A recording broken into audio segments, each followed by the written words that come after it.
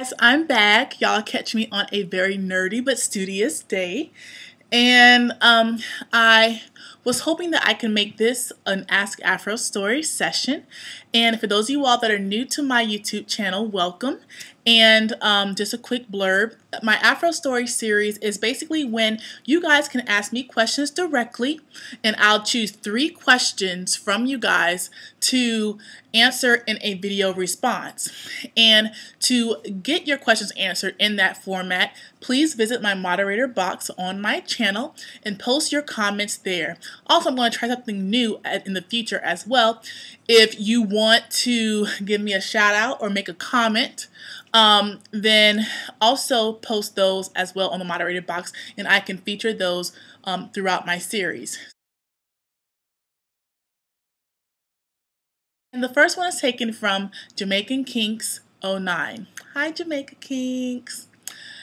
She writes, I wanted to make a hair spritz with aloe vera juice as an ingredient. What I wanted to find out was if it is detrimental to refrigerate the aloe vera concoction and if it would damage the mixture if it wasn't refrigerated. Now, that's a very good question. And since I am no chemist, I will answer this to the best of my ability, what I do with my personal hair spritz. I think what's worked for me anyways was the type of aloe vera juice that I actually purchased for my daily spritz, and I have 2 to show you. One is from Lily of the Desert. Hopefully you can see that. And if you notice really close, this is not only aloe vera juice, but it's a dietary supplement, so I don't know if it has something else in it besides the aloe vera. And this is by George's, and it's aloe vera. Hope you can see that. And again, I apologize that this is backwards, but this is my computer camera, so for some reason it flips the image that it sees. So I have these 2. One requires refrigeration, which is the Lily of the Desert. The other one does not. And so when I'm making my concoctions for my daily spritz, I use the one that's not refrigerated because I don't refrigerate my spritzes. So to answer your question, I would say if you used a aloe vera juice that specifically states refrigeration is not necessary, like right here, sorry it's backwards, but no refrigeration necessary. If you find one like that, then I would say that your aloe vera spritz concoction does not really need to be refrigerated because the components of it doesn't require refrigeration. So I hope that answers your question, and good luck in concocting up your aloe vera juice spritz. My second question is going to be taken from M. Mita. And she says, I am transitioning with weave. I only do sew-in weaves and I only keep it in for 2 months at a time. What do you think? So far my hair has grown, but I just want to make sure it won't break. I'm cutting off the relaxed parts of my hair soon. Well, Mamita, Mita, that is also a very good question. And for transitioning and using extensions and weaves, I always encourage women to familiarize themselves with their hair, the 2 textures that will be growing in. Familiarize yourself with that meeting point between those 2 textures, and also understand what you personally can and cannot tolerate when it comes to tension, hair tension. I really am a kicker when it comes to tight anything. I don't like tight braids, tight twists. I had sew-in once, high school. I think no, that was a glue-in, so I never even had that because I probably thought it was too tight. So when you ask me what do I think, well, if the sew-in for you is not pulling at your hair, is not tugging at your hair, then you be the judge of what when you should take it out or when you should keep it in. Me, when I used weave, if it wasn't pulling or tugging at my hair, and if I was paying attention to those edges and I didn't feel anything being tugged, then I was good to go. some people may not be like that. Some people may be, against using weave as a transitioning tool. I am not. So, when you say, I just want to make sure it won't break, I really can't give you that type of security because it's not my hair. I'm not putting the weave in your hair. I would just tell you a couple of things. Be sure, if it's you or whoever else is putting the weave in your hair, to not put it in too tight. Always keep it clean.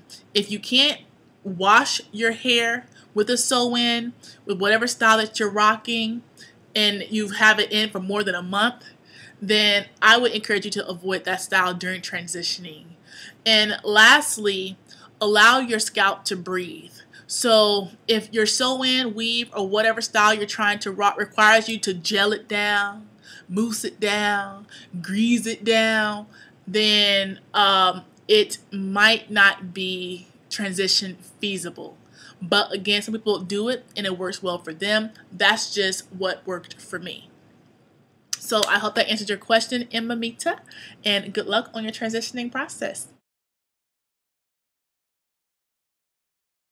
Another question that I have will be taken from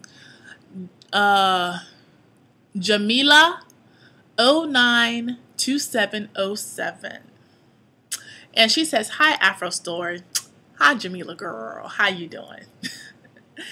Thanks for dispensing knowledge. You're quite welcome. I have a question about mini twists. I love the style and am considering them. However, I am afraid that my hair will lock if left in for 4 weeks. How do you avoid this? Thanks. You want the honest truth? The honest truth for me is, if you haven't seen my detangling process for mini twists, definitely check that out. My hair is very, very, very, very tightly coiled. So I could do mini twists. I consider this to be medium twists. Some people may consider that small, whatever. Large twist, and my hair will still have mostly the same effect. It doesn't depend, it doesn't matter the size of the twist.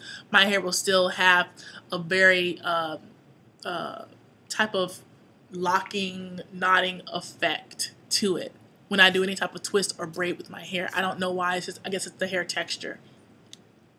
So, afraid of blocking your hair after 4 weeks. I'm not a loctician. I'm not really sure how long it takes for your hair to really mature into a lock, but I've kept my mini twist in for 2.5 months, and I was able to detangle my hair, and I don't consider my hair to be locking. Yeah, I had to detangle my hair, and it took a very long time, but it wasn't to the point of a lock. It was not locking at all. I think ultimately, one way I see myself avoiding that is by constantly doing eye checks of my hair, scanning my hair. When I washed my hair, I put in a deep conditioner and a deep moisturizer in my hair, constantly focusing on those ends, and where I came across a little knot or bump in my hair, I would add extra moisturizer into that. When I say moisturizer, I'm talking about my spritz and my hair lotion. I would massage that into my hair daily. And also, I think the major thing was doing eye checks, constantly scanning my hair for anything that looks suspicious. Anything that looks suspicious, I dealt with it immediately. So that's how I avoided it, is just to be attentive to your hair.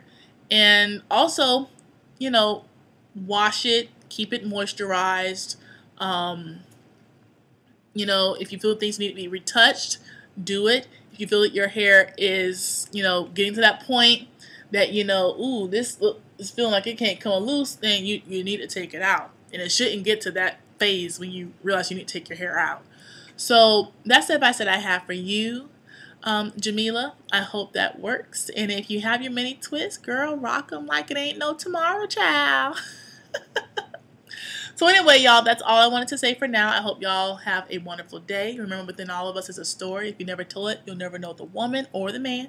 So everybody tell your story or no one else will. And of course, to get more, you have to be more. Bye.